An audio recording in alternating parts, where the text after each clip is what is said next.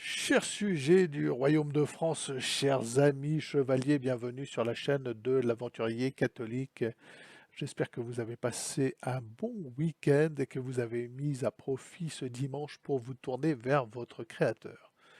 Euh, Curieusement, lorsque les temps sont incertains et pleins de lendemains sombres, les gens ont tendance à se souvenir qu'ils sont des créatures soumises à la providence divine. Cette providence, quelle est son action dans nos vies? C'est pas forcément d'écarter de nous la coupe que nous boirons jusqu'à la lie, soyez-en sûrs, mais de nous permettre de grandir à travers les épreuves que nous subissons et de devenir dignes des promesses du ciel. Et nous n'avons pas d'autre prière à formuler. Seigneur, rends-nous dignes des promesses du ciel et donne-nous la grâce d'une bonne mort. Donc, bah oui, le temps où la France était un pays riche, industrieux, ingénieux, une vallée où coulait le lait et le miel est révolu. Le temps des grands chantiers, le temps des centrales nucléaires, des barrages, des autoroutes, du Concorde, d'Ariane, tout ceci est un temps qui est loin derrière nous, le temps où nos parents nous engendraient avec une forme d'espérance joyeuse et pleine de promesses pour l'avenir. Aujourd'hui, il est difficile de donner de l'espérance à nos enfants, à nos gamins de 19 ans, de leur dire que leurs lendemains vont chanter parce que après le temps du bilan, qui a sans doute commencé sous Giscard, nous sommes au temps de la grande braderie. Non pas tant la braderie de nos industries et de notre économie, qui est certes évidente, hein, mais la braderie de nos âmes, la braderie de notre humanité. C'est la pire des braderies à laquelle se livre euh, le nouvel ordre mondial communiste et ses succubes et sbires tels Macron et Jean-Michel. Alors on nous remémore ces jours-ci le cas du jeune Lucas décédé un 30 septembre dans les coursives des urgences d'hier. Alors je vais vous lire cet article du Parisien car il fait frémir. Les minutes s'écoulent au rythme des SMS de détresse. Ce 30 septembre, les lèvres bleues, le palpitant à 1000 à l'heure, Lucas est emmené par les pompiers à 15h50 aux urgences d'hier, Var, après de violentes douleurs à l'abdomen survenues la veille au soir. Le technicien de 25 ans installé sur un brancard dans le couloir trouve à peine la force d'écrire à sa maman Corinne, par SMS, je précise. À 18h02, il lui envoie: Je me plains à tout le monde que j'ai du mal à respirer, mais personne ne fait rien. 4 minutes plus tard, je ne sais plus quoi faire, j'ai tellement mal. Elle lui répond: Crie, je n'en peux plus, au secours, dis que tu veux voir tes parents qui sont dehors. Parce que les parents n'ont pas le droit de pénétrer l'enceinte de l'hôpital, ce qui est hallucinant. Une infirmière lui fait alors une prise de sang, puis plus rien. 18h17, les SMS se font lapidaires. Horrible, maman, horrible. Ses parents aimeraient crier, forcer la porte des urgences, mais les accompagnants n'ont pas le droit d'entrer. Son cœur de maman déchiré, Corinne comprend instantanément la gravité de son état. Lucas ne se plaint jamais. Si elle dit ça ne va pas, c'est que ça ne va pas du tout. D'une voix forte, sans jamais s'autoriser à vaciller, elle raconte heure par heure le calvaire de son fils, la passivité des blouses blanches, son agonie dans le silence jusqu'à la fin. J'avais 3 enfants, il m'en reste 2. Ce soir-là, dans le couloir, un autre brancard fait face à celui de Lucas. Damien, du même âge, le dos bloqué, l'entend gémir durant des heures. On voyait qu'il souffrait le martyre. Un médecin lui a demandé s'il avait fumé du cannabis, sûrement parce qu'il avait des dreadlocks. Puis a conclu en moins de 30 secondes à une indigestion. J'ai ensuite compris que c'était bien plus grave en le voyant se tordre de douleur. Il répétait à bout de souffle, s'il vous plaît, mais personne ne s'arrêtait. Lucas est en réalité victime d'une infection à méningocoque dont la souche particulière attaque son ventre. Sans antibiotiques, il ne survivra pas. Vers 21h30, il était assis sur son brancard et d'un coup, il s'est effondré. Deux infirmiers sont passés devant lui sans le regarder. J'ai crié au troisième, excusez-moi, il fait un malaise. Là, tout va très vite. Il entend 5,3 de tension. Le médecin arrive. Le début de la fin, soupire Damien, qui fait dès le lendemain un signalement au procureur. Lucas n'aurait reçu une injection d'antibiotiques que vers minuit 30, après presque 9 heures d'attente, mais il est déjà dans le coma. L'infection qui s'est répandue dans son sang provoque 2 arrêts cardiaques. Les parents, enfin autorisés à entrer, assistent au sauvetage impossible. Son père hurle: Vous avez tué mon fils.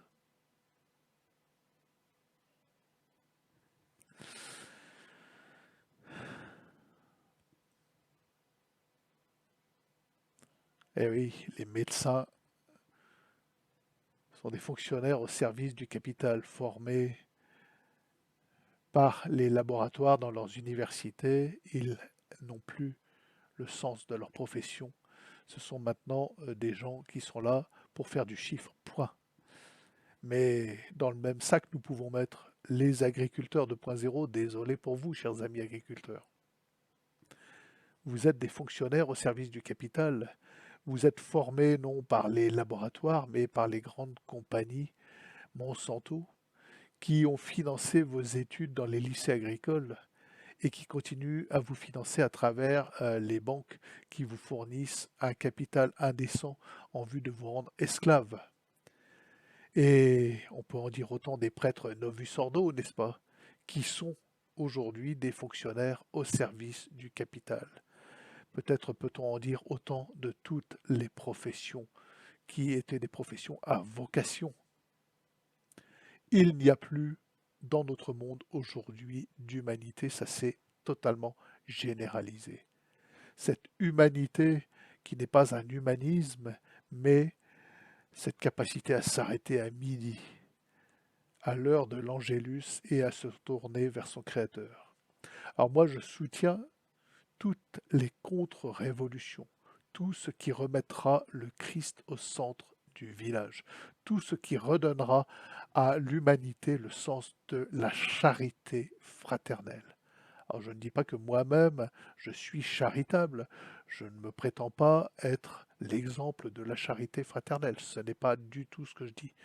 Je dis que nous vivons dans une société de chiffres aveugles, formatée par un ennemi qui est ce nouvel ordre mondial communiste et qui nous offre ses parfaits représentants à travers les Macron, tous ces succubes, les Jean-Michel, les Attal, les Darmanin, tous menteurs pathologiques et agissant uniquement au service de ce mal profond. Dites-moi une seule mesure positive pour l'humanité, pour la finalité, pour le bien commun, produite ces 10 dernières années par nos gouvernants. Une seule mesure.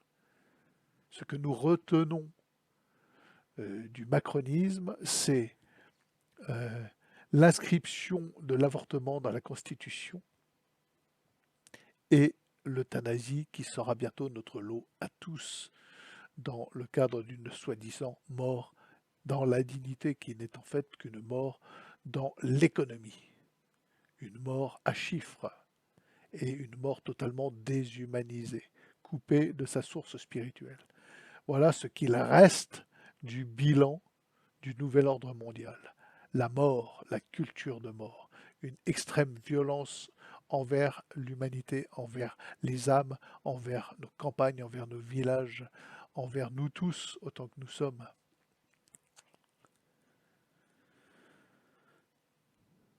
Alors nous ne pourrons pas combattre contre ce nouvel ordre mondial, nous n'en avons pas les moyens physiques, nous ne disposons pas des armes suffisantes pour combattre physiquement. Mais nous pouvons combattre néanmoins, ça ne sera pas moins violent, hein, et en nous détournant tous de ce nouvel ordre mondial et de sa capacité de nuisance. Ils prendront ce qu'il y aura à prendre, c'est comme un pansement à arracher, mais nous sauverons nos âmes. Nous devons nous détourner du nouvel ordre mondial et prendre nous-mêmes tous la décision de remettre nos églises au centre de nos villages. Il n'y a pas d'autre alternative pour en finir avec ce système de mort et de destruction, avec ce nouvel ordre mondial. Il n'y a pas d'autre alternative que de remettre le Christ au centre du village. Je le martèle de vidéo en vidéo, mais aujourd'hui, pour tous, cela devient une évidence.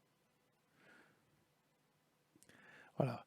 Et nos paysans, nous sentons bien, hein, ceux qui n'arrêtent pas et qui poursuivent leur révolution et leur révolte, nous sentons bien que finalement le fond des choses, c'est qu'ils ne veulent plus être des agriculteurs déshumanisés, des fonctionnaires au service du capital, mais ils souhaitent retrouver le sens du terroir et de la paysannerie, le sens de l'enracinement et cette capacité à s'arrêter à midi à l'heure de l'Angélus et à rendre grâce au Créateur.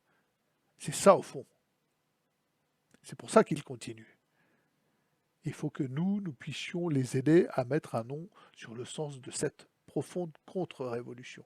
Et nous devons y participer, nous devons les encourager et participer, nous tous autant que nous sommes, si nous sommes des intellectuels, eh bien à notre manière, avec les mots qui sont les nôtres, nous devons mettre des mots sur ce qui se passe en ce moment et accompagner tous ceux qui n'en peuvent plus du système déshumanisant de fonctionnalisation au service du capital qui a touché tous les secteurs à vocation, hein, les médecins, les agriculteurs, les prêtres, les pompiers, tous ne sont plus que des rouages dans une entreprise communiste et déstructurante, déshumanisante et déspiritualisante. C'est ça le drame. Bon, les amis, une petite nouvelle en passant, Vincent Renoir sera bientôt extradé de sa prison écossaise. Il en a été décidé ainsi par un énorme facochère de juges écossais qui a décidé qu'on ne pouvait pas dire ce qu'il dit et que c'était interdit, que c'était criminel, sans apporter par ailleurs aucun contre-argument, n'est-ce pas, puisque le système n'a pas à contre-argumenter quand bien même ce que dirait son adversaire serait vrai, puisque la vérité est établie par la loi, la vérité est officielle, n'est-ce pas? Donc, étant un défenseur inconditionnel de toute forme de liberté d'expression, j'apporte mon soutien moral, je ne peux pas faire autrement et plus malheureusement à Vincent Renoir qui se retrouvera bientôt dans les geôles françaises. On ne sait pour combien de temps, puisque c'est un système totalement arbitraire qu'il a déjà embastillé depuis plus d'un an. Donc pour combien de temps encore, nous ne le savons pas. Et eh bien, nous ne pouvons qu'assister à ce spectacle hallucinant de ce système qui n'a d'autre solution qu'interdire la parole, parce qu'elle est incapable d'y apporter un contre-argument, une contre-argumentation. Donc c'est dire si ce système est dans la vérité, les amis. Bien, écoutez, prions. Je crois qu'il n'y a que ça à faire. Prions pour que les gens qui actuellement se révoltent le fassent pour une raison qui soit proprement un retour à l'humanité et à la charité fraternelle et à remettre le terroir, les églises et le Christ au centre des villages. Abonnez-vous, à demain peut-être.